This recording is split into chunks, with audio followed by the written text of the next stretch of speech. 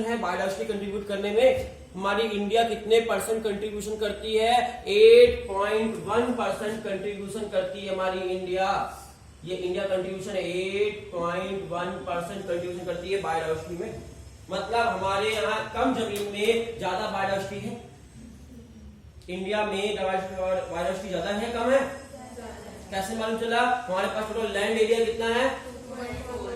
2.4%। और हमारे पास कितना बायोडाइवर्सिटी कंट्रीब्यूशन है? हमारा कितना कंट्रीब्यूशन है पूरे वर्ल्ड में? 8.1% कंट्रीब्यूशन है बायोडाइवर्सिटी में। मतलब हमारे इंडिया में बायोडाइवर्सिटी रिच है या नहीं है? तो बायोडाइवर्सिटी रिच एरिया है इंडिया। इसीलिए पूरे वर्ल्ड में 12 कंट्री को मेगा बायोडाइवर्सिटी कंट्री कहते हैं। 12 कंट्री ऐसी हैं जिनको मेगा बायोडाइवर्सिटी कंट्री कहते हैं। क्यों बोलते हैं? वहां बायोडाइवर्सिटी ज्यादा है। उन 12 मेगा बायोडाइवर्सिटी कंट्री में से इंडिया एक है या नहीं है? है। इंडिया का नंबर मेगा बायोडाइवर्सिटी कंट्री में से एक है कि नहीं है? 12 मेगा बायोडाइवर्सिटी कंट्री पूरे वर्ल्ड में, उनमें से एक इंडिया का नाम है कि नहीं है? है। इंडिया मेगा बायोडाइवर्सिटी कंट्री में आती है या नहीं आती? हाँ आती है। टोटल 12 मेगा बायोडाइवर्सिटी कंट्री है पूरे वर्ल्ड में, उनमें से इंडिया का भी नाम है। मतलब इंडिया में बायोडाइवर्सिटी रिच है या पुअर है? रिच। ये भी बात समझ में आ गई। कितनी है तो बात करते हैं। इंडिया में टोटल प्लांट का पॉपुलेशन निकाला जाए, हमारे इंडिया में अप्रोक्सीमेटली 45,000 तरह के प्लांट्स हैं। इतने टाइप्स के प्लांट स्पीसीज हमारे इंडिया में है। 45,000 टाइप ऑफ प्लांट्स है हमारे इंडिया में। एनिमल्स का पॉपुलेशन कितना होगा हमारे इंडिया में अप्रॉक्स? तो हमारे इंडिया में इसका डबल से थोड़ा ज्यादा, लगभग 1 लाख तरह के एनिमल्स होंगे। ठीक है, तो आपके प्लांट का पॉपुलेशन कितना है? इतने तरह के प्लांट्स हमारे इंडिया में पाए जाते हैं और एनिमल्स लगभग में 1 लाख के ज्यादा ही होंगे। चलेगा? फिर बात करते हैं कि हमने अभी तक एक साइंटिस्ट का मानना है कि हमने अभी तक 22% ऑफ टोटल बायोडाइवर्सिटी रिकॉर्ड कर पाए हैं। जितनी टोटल अर्थ में है उसका 22% ही हम डिस्कवर कर पाए हैं। अगर इनका डाटा सही है तो हमने लगभग 1 लाख एनिमल्स को डिस्कवर कर लिया है। तो लगभग कितने एनिमल्स बाकी डिस्कवर करने के लिए? 3 लाख। 3 लाख और करना है उस डाटा के अनुसार। प्लांट 45,000 कर चुके हैं, कितना करना और बाकी है? लगभग 1 लाख के आसपास और। जो भी है, डाटा पे ज्यादा विश्वास मत करो, गेस वाला डाटा है। चलिए हम आगे चल सकते हैं। चलो तो आगे चलते हैं। इतना पढ़ लिया हमने। क्या पढ़ा? 3 इंपॉर्टेंट लाइन। हमारा लैंड कंट्रीब्यूशन कितना है इंडिया का? 2.4%। और हमारा कितना बायोडाइवर्सिटी कंट्रीब्यूशन कितना है? 8.1% टोटल वर्ल्ड में है ना इंडिया का। और 12 मेगा बायोडाइवर्सिटी कंट्री में से एक इंडिया का नाम है। ये 3 बात हम समझ गए हैं। प्लांट की स्पीसीज कितनी तरह की है अप्रॉक्स? बस हो गया, बहुत ज्यादा चीज ने इतना पढ़ लिया। पैराग्राफ खत्म। अगले पैराग्राफ में बात करते हैं पैटर्न ऑफ बायोडाइवर्सिटी। ये बहुत इंपॉर्टेंट है समझने की चीज। यहाँ देख लो, समझ लो। थोड़ा ज्योग्राफी पढ़ा देते हैं आप लोग, बायो छोड़कर आज ज्योग्राफी पढ़ लो। इंटरेस्टिंग लगेगी तो लेना ज्योग्राफी। ये अर्थ है, ये हमारी गोल चीज अर्थ है। गोल नहीं भी हो तो भी मान लो गोल है। तो हमारी अर्थ है। अर्थ के बीचों बीच के एरिया को कहते हैं इक्वेटर। अर्थ के बीच वाले भाग को क्या कहते हैं? इस वाले पार्ट को कहते हैं, ये रहा इक्वेटर। ठीक है, ऐसा कोई लाइन खींचा नहीं है, हम आपको समझाने के लिए लाइन बना रहे हैं, काल्पनिक लाइन। अर्थ के बीच वाले भाग को क्या कहते हैं? इक्वेटर। यहां सन की लाइट सबसे ज्यादा धरती पर पहुंचती है, इसीलिए यहाँ पर सबसे ज्यादा टेम्परेचर हाई होता है। आपसे कोई पूछे धरती में कौन सी कंट्री गर्म होगी, कौन सी कंट्री ठंडी होगी, अगर आपसे पता करना है कहाँ बर्फीली ये कंट्री होगी, ठंडा होगा गर्म होगा, आप ग्लोब देखकर बता सकते हो कि ये कंट्री गर्म होगी कि ठंडी होगी। कैसे? अब ग्लोब जब भी आपके सामने रहे, ग्लोब के मिडिल वाले पार्ट में जो भी कंट्री आएंगी, इस लाइन का इक्वेटर, और यहाँ पे जो भी कंट्री आएंगी वहां गर्मी बहुत ज्यादा होगी, सन की लाइट ज्यादा होगी, टेम्परेचर हाई होगा, गर्मी होगी। यहाँ पर रहने वाली सारी कंट्री कैसी होंगी? गर्म होंगी। नियर बाय इक्वेटर, जो भी इक्वेटर के आसपास कंट्री रहती है वो सब गर्म कंट्री होती हैं। टेम्परेचर हमेशा हाई रहेगा। और इक्वेटर से दूर चले, ऊपर वाले से कहते हैं नॉर्थ पोल, नीचे वाले से कहते हैं साउथ पोल। ये 2 पोल हैं दोनों कॉर्नर में, नॉर्थ पोल और और पोल की तरफ इक्वेटर से जैसे दूर जाएगी टेम्परेचर कम होता जाएगा। सबसे कम टेम्परेचर कहाँ होगा? नॉर्थ पोल में। और ऐसे इधर भी नीचे क्यों रहेंगे? सबसे कम टेम्परेचर कहाँ होगा? साउथ पोल और नॉर्थ पोल में टेम्परेचर कम होगा कि ज्यादा होगा? और पोल से जैसे हम इक्वेटर की ओर बढ़ेंगे तो टेम्परेचर बढ़ते जाएगा। तो सबसे हाई टेम्परेचर बीचों बीच में होगा। थोड़ा भी इधर जाएंगे तो टेम्परेचर कम हो जाएगा, और जाएंगे और कम हो जाएगा, और जाएंगे और कम हो जाएगा। सेम चीज ऐसा है, यहां से नीचे आएंगे तो टेम्परेचर कम होगा, थोड़ा और नीचे आएगा और कम होगा, और कम होगा और कम होगा, सबसे कम इधर होगा। तो साउथ पोल और नॉर्थ पोल टेम्परेचर हमेशा बहुत कम होता है। सबसे ठंडी जगह कौन सी होगी? जो पोल के आसपास होंगी, इक्वेटर से दूर होंगी। अगर इक्वेटर से दूर है ठंडा होगा, इक्वेटर से पास है तो आप ऐसे आप ज्योग्राफी समझ लो, बिल्कुल आसानी से किसी भी कंट्री के बारे में पता कर सकते हो। गर्म कंट्री, ठंडी कंट्री, ग्लोब आपके पास है, ग्लोब को खोलो, देखो इक्वेटर, देखो इक्वेटर बीचों बीच में होगा। इक्वेटर से जो चीज दूर है वहां ठंडी होगी, जो इक्वेटर के पास है वहां गर्मी होगी ज्यादा। इतना समझ में आ रहा है अच्छे से? बहुत अच्छी बात है। नॉर्थ पोल और साउथ पोल में टेम्परेचर सबसे कम चलेगा। अब लाइन बनाते हैं। नॉर्थ पोल और इक्वेटर के बीच में जो डिस्टेंस है वो 90 डिग्री का एंगल बनाते हुए 90 डिग्री। साउथ पोल और इक्वेटर के बीच में भी 90 डिग्री का वो है। देखते हैं कैसे 90 डिग्री। गोल अर्थ है ना, ये देखो पहला, ये अगर आप थोड़ा सा आगे इधर की ओर बढ़ेंगे तो बोलेंगे हम किधर की ओर गए? 20 डिग्री। किधर की ओर? नॉर्थ की ओर, साउथ की ओर? नॉर्थ की ओर। अगर नीचे की ओर इतना गए, थोड़ा सा दूर गए इक्वेटर से, तो कहेंगे ये कहां आ गए? 20 डिग्री साउथ की ओर, 20 डिग्री नॉर्थ की ओर, 20 डिग्री और बीचों बीच में इक्वेटर। समझ में आ रही बात? अगर और ऊपर चले, कोई कंट्री यहां पर सिचुएटेड है, ये देखो यहां पर सिचुएटेड है, तो क्या बोलेंगे? 40 डिग्री नॉर्थ में। अगर कोई कंट्री यहां कहीं पर रहती है तो कौन सी आएगी? 40 डिग्री साउथ की ओर। समझ में आ रही बात? डिग्री कैसे समझते हैं? साउथ नॉर्थ कैसे होते हैं? आपको किसी कंट्री के आगे लिखा है ना इतनी डिग्री यहाँ पर है। कोई कंट्री आपकी यहां से यहां तक के बीच में तो क्या कहलाएगी? 60 डिग्री नॉर्थ। नीचे की ओर है तो 60 डिग्री। कोई कंट्री यहां पर है तो ये 80 डिग्री नॉर्थ। यहां पे कहीं पे है तो 80 डिग्री। और ये लास्ट वाला पॉइंट, यहां पे लास्ट वाला पॉइंट। समझ में आ रहा? एग्जैक्टली ग्राफ नहीं बना रहे हैं, हम समझाने की कोशिश कर रहे हैं आपको। अब कहां पर है कौन सी कंट्री, आप ऐसे कैलकुलेट कर सकते हो। ये यहां पर 20 वाले लोग रह रहे हैं, ये हो गया 40 वाले, 60 वाले, 80 वाले, और ये आ गया 90। यहां आ गया 90, 80, 60, 40, 20, 40, 60, 80, 90 इधर भी है, 20, 40, 60, 80, 90 इधर भी है। 1 से लेके 0 से लेके 90 तक का डाटा इधर भी है, इधर भी है, दोनों तरफ बराबर है। बस ये साउथ की ओर और एक। समझ में आ रही बात? बीचों बीच में क्या है? सबसे ज्यादा गर्मी कहां होगी? सबसे सनलाइट यहीं पड़ेगी। और सबसे कम नॉर्थ पोल और साउथ पोल। अब कौन सी कंट्री कहां पर आपको है सिचुएशन में, ग्लोब में देख लेना और आप उस हिसाब से बता सकते हो वहां गर्मी होगी ठंडी होगी। अच्छे समझ गए इतनी सी बात? बहुत अच्छी बात है। अब बात कर रहे हैं पैटर्न ऑफ बायोडायवर्सिटी। कुछ आपके बुक में आते हैं लॉट पे, ये तो समझ गए, एक्स्ट्रा नॉलेज के लिए था। Pattern of biodiversity. तो आपकी पहली लाइन कहता है क्या पूरे अर्थ में हर जगह बायोडायवर्सिटी बराबर होगी? आंसर है नो।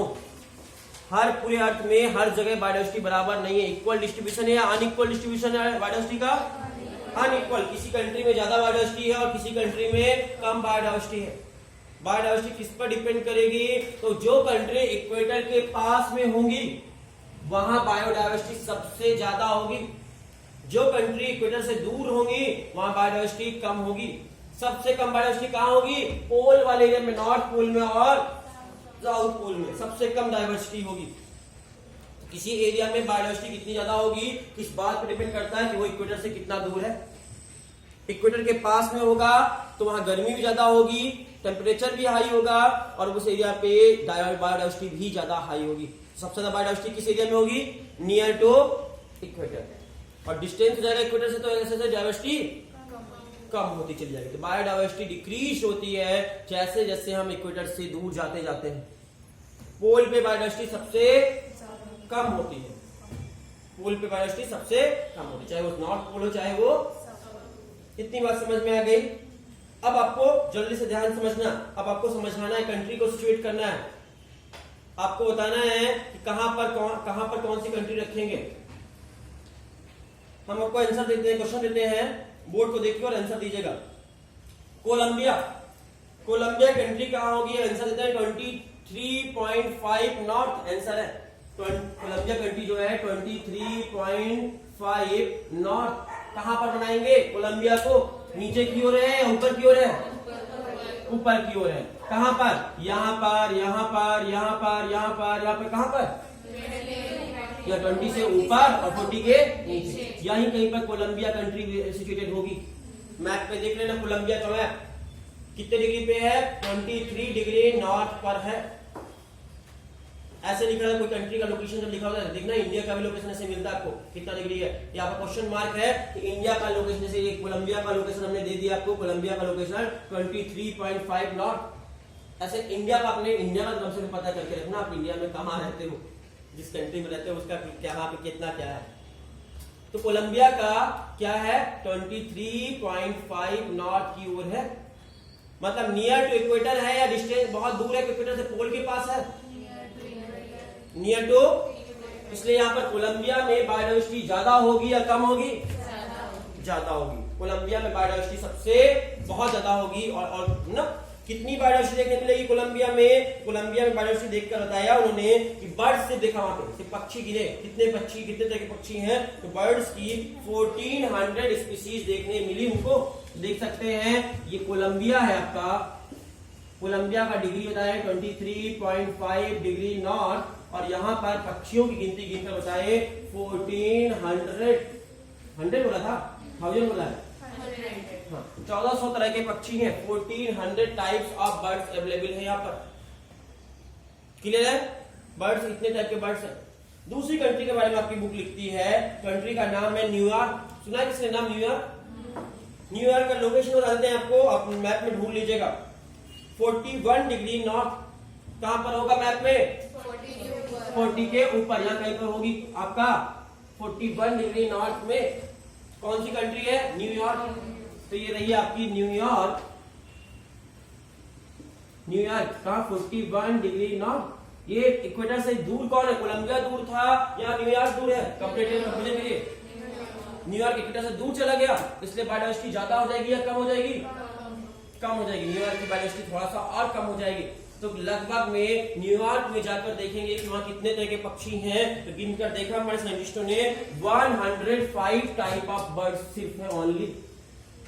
यहाँ पे 1400 थे, यहाँ पर सिर्फ बायोडाइवर्सिटी कम हुई कि नहीं हुई, कितनी कम हो गई, 10 टाइम्स कम हो गई, सीधे 10 गुना। 100 था वहां 1000 हो गया, 1000 से 100 हो गई, 10 टाइम्स से भी ज्यादा कम हो गई।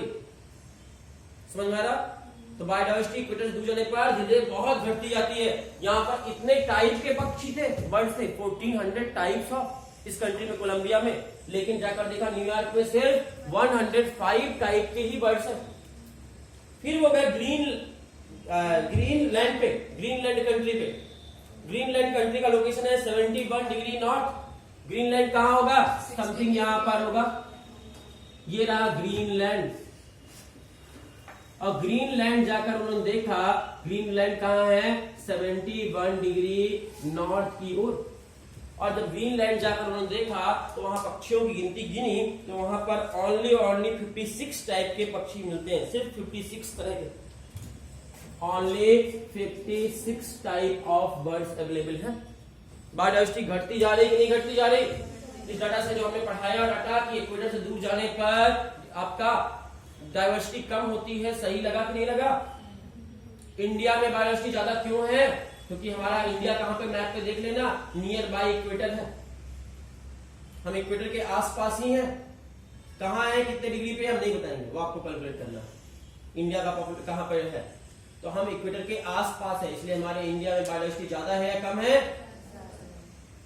समझ में आई बात? इंडिया में बायोडाइवर्सिटी ज्यादा होने का कारण क्या है, हम इक्वेटर के आसपास हैं। इक्वेटर से दूर होते तो बायोडाइवर्सिटी कम होती हमारे यहाँ। ग्रीनलैंड में बायोडाइवर्सिटी ज्यादा होगी या कम होगी? क्यों? Because it is near to pole या फॉर फ्रॉम इक्वेटर। इक्वेटर से दूर है या पोल के पास है, जो भी कारण बोलो, इस वजह से ग्रीनलैंड में बायोडाइवर्सिटी कम होगी। या आपसे कोई पूछे ग्रीनलैंड और न्यूयॉर्क में से ज्यादा बायोडाइवर्सिटी कहां की रिच होगी? न्यूयॉर्क की। क्यों? क्योंकि वो मोर क्लोजर टू इक्वेटर है एज कंपेयर टू ग्रीनलैंड। कर सकते हैं कौन ज्यादा दूर है कौन कम है? न्यूयॉर्क और कोलंबिया में कोलंबिया रिच होगा क्योंकि वो मोर क्लोजर टू इक्वेटर। समझ में आ गया? अगर समझ गए हो ये गिनती वाला, ये 20, 30, 40 जो लिखा है हमने वो बोर्ड पे, क्यों लिखा, कहां लिखा, तो अच्छे समझ में आ गया। पहले ज्योग्राफी पढ़ाए, समझते जब ज्योग्राफी पढ़ा लेते हैं हम, तो समझ में आ गया होगा आपको कि किस एरिया में बायोडाइवर्सिटी ज्यादा होगी, किस एरिया में कम होगी। जो भी एरिया नियर टू आपके इक्वेटर होंगे वहां बायोडाइवर्सिटी ज्यादा होती, जो दूर होते हैं उनमें बायोडाइवर्सिटी। और जो फॉरेस्ट नियर टू इक्वेटर होते हैं उन फॉरेस्ट को ट्रॉपिकल फॉरेस्ट कहते हैं। इक्वेटर के आसपास रहने वाले फॉरेस्ट को बोलते हैं ट्रॉपिकल फॉरेस्ट। इसलिए सबसे ज्यादा बायोडाइवर्सिटी कहां होती है आपसे पूछा जाए तो आंसर होगा ट्रॉपिकल रेन फॉरेस्ट में।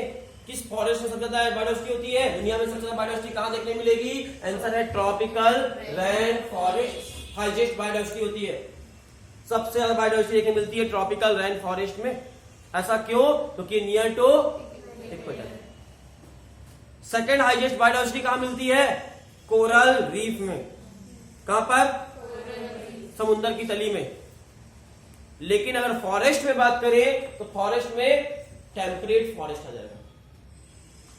ट्रॉपिकल फॉरेस्ट, टेम्परेट फॉरेस्ट, ऐसे फॉरेस्ट होते बहुत तरह के। कैसे फॉरेस्ट हुए? आपसे पूछे ट्रॉपिकल फॉरेस्ट या टेम्परेट फॉरेस्ट कंपेयर करें, कहां बायोडाइवर्सिटी ज्यादा होगी? टेम्परेट में होगी या ट्रॉपिकल में होगी? ट्रॉपिकल में ज्यादा होगी, टेम्परेट में कम होगी बायोडाइवर्सिटी। टेम्परेट और ट्रॉपिकल का कंपेयर करके अभी ने बोला कि ट्रॉपिकल में बायोडाइवर्सिटी ज्यादा होगी, टेम्परेट में क्यों? ट्रॉपिकल नियर टू इक्वेटर है, टेम्परेट डिस्टेंस टू इक्वेटर है। चलेगा? इंडिया में किस तरह के फॉरेस्ट है? हमारे मेघालय तरफ ट्रॉपिकल रेन फॉरेस्ट है। इंडिया में है कि नहीं है? हाँ है। किस एरिया में? मेघालय तक चले जाओ, ट्रॉपिकल रेन फॉरेस्ट है हमारे यहाँ पे भी। तो हमारे यहाँ भी ट्रॉपिकल रेन फॉरेस्ट है। चलेगा? सबसे ज्यादा ट्रॉपिकल रेन फॉरेस्ट का सबसे अच्छा एग्जांपल कौन सा है जहां पर बायोडाइवर्सिटी बहुत ज्यादा है? पूरे वर्ल्ड में याद करो कोई ऐसी जगह जहां पर अमेजन फॉरेस्ट। अमेजन फॉरेस्ट देख लो, अमेजन फॉरेस्ट कैसे है? ट्रॉपिकल रेन फॉरेस्ट ही है। बायोडाइवर्सिटी सबसे ज्यादा है। सबसे ज्यादा बायोडाइवर्सिटी किस जगह में है? अमेजन फॉरेस्ट में या ट्रॉपिकल रेन फॉरेस्ट में। इंडिया में ट्रॉपिकल रेन फॉरेस्ट है? हाँ है, कुछ जगह पर है। चलेगा? ज्यादा हमारे यहाँ कौन से फॉरेस्ट हैं? ट्रॉपिकल डेसिडियस फॉरेस्ट हमारे पास। एक रेन फॉरेस्ट होते हैं, एक डेसिडियस फॉरेस्ट होते हैं। हमारे आसपास जो ज्यादातर फॉरेस्ट है ट्रॉपिकल डेसिडियस फॉरेस्ट है। डेसिडियस किसे कहते हैं? डेसिडियस मतलब जो पतझड़ का मौसम जिनमें आता है, पत्ते गिराते हैं, जिसमें पेड़ हर साल अपने पत्ते चेंज करते हैं। गर्मी का मौसम आता है, अपनी सारी लीफ फेंक देते हैं, फिर नई लीफ आती है जिनमें उन प्लांट्स को जहां पे ऐसा होता है सारे पेड़ अपनी पत्तियां चेंज करते हैं एवरी ईयर, उस तरह के जंगल को बोलते हैं आपके deciduous forest, tropical deciduous forest. Mango का ट्री देखा है किसी ने ध्यान से? किसी घर के आसपास लगा हो, हर साल अपनी लीफ चेंज करता है या नहीं करता?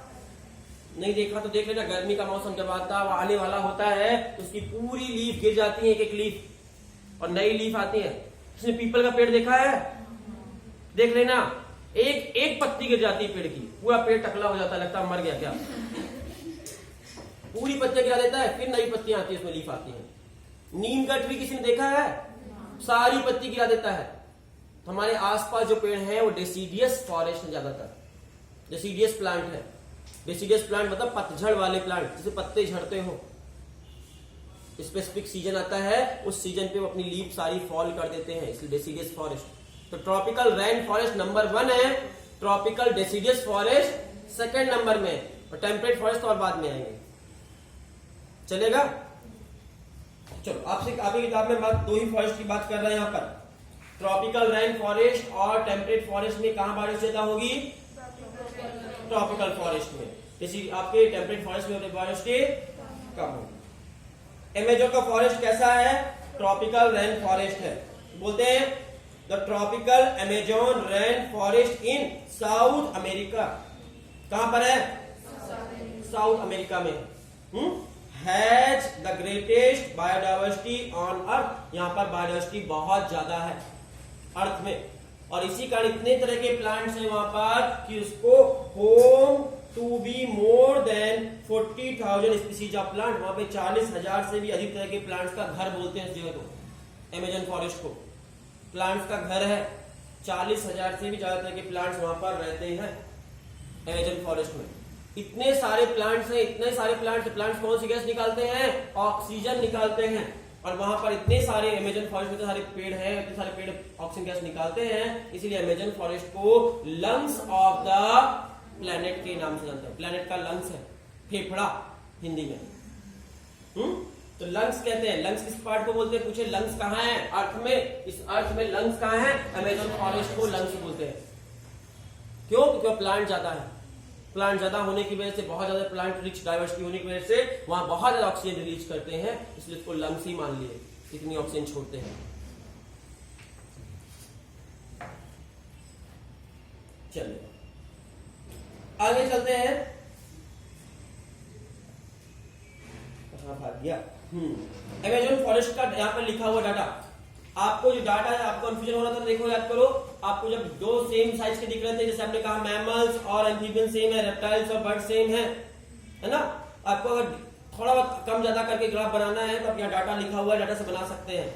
अमेजन फॉरेस्ट बस का लिखा हुआ डाटा आप अनुमान लगा सकते हैं, थोड़ा ज्यादा थोड़ा कम का। अमेजन फॉरेस्ट में देखा जाए प्लांट की डाइवर्सिटी लिखी हुई है, 40,000 तरह के प्लांट्स हैं। मछली लिखी हुई है, 3,000 टाइप की फिश है। मछली कितनी है? बर्ड्स कितने हैं? 1,300। और आपके रेप्टाइल्स कितने हैं? यहां पर देख सकते हो, बर्ड्स और रेप्टाइल्स में बर्ड्स ज्यादा कर दिया, रेप्टाइल्स कम हो गए। ये अमेजन फॉरेस्ट के लिए, लेकिन अमेजन फॉरेस्ट में बर्ड्स ज्यादा हैं, 1,300 तरह की बर्ड्स हैं, 1,300 टाइप्स की, और रेप्टाइल्स कम है, 370। थोड़ा एक नया चार्ट बना सकते हो, ये डाटा को चार्ट के फॉर्म में बनाकर ड्रॉ कर लो। याद करने की बिल्कुल जरूरत नहीं है, बस ABCD दे दो उसको, सबसे बड़ा कौन, उसके बाद सेकंड नंबर में कौन, थर्ड नंबर में कौन, साइज के हिसाब से सबसे ज्यादा कौन है। एक चार्ट बना लो, बस एक गोल वाला वही वाला चार्ट, ठीक है। डाटा याद करने की जरूरत बिल्कुल नहीं है।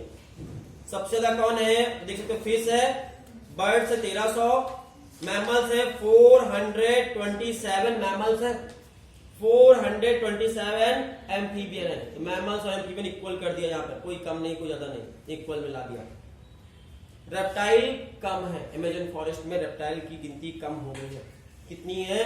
378। ये ग्लोबल डाटा को यहाँ पे थोड़ा सा